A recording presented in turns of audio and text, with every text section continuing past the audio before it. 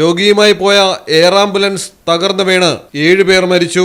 ജാർഖണ്ഡിലാണ് ദുരന്തം. റാഞ്ചിയിൽ നിന്ന് ഡൽഹിയിലേക്ക് പോയ റെഡ് ബേർഡ് എയർവേസിന്റെ Beechcraft C-90 air ambulance ആണ് അപകടത്തിൽപ്പെട്ടത്.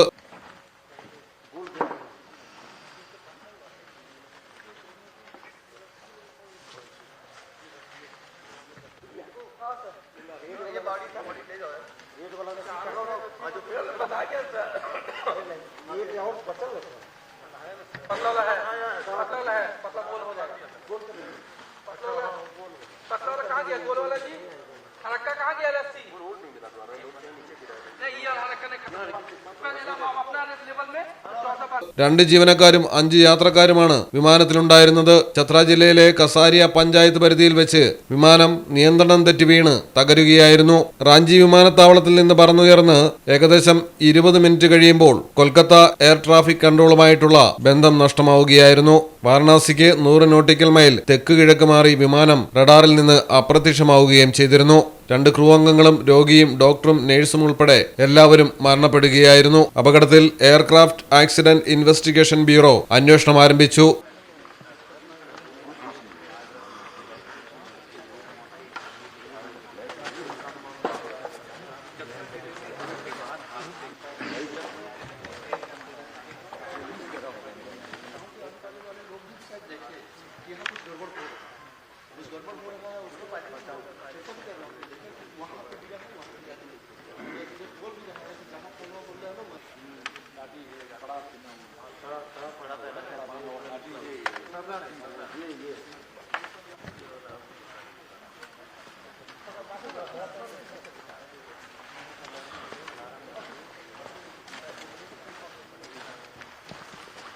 News desk Malayalam television. സ്വർണം വാങ്ങി, പക്ഷെ ബില്ല് വാങ്ങിയില്ല.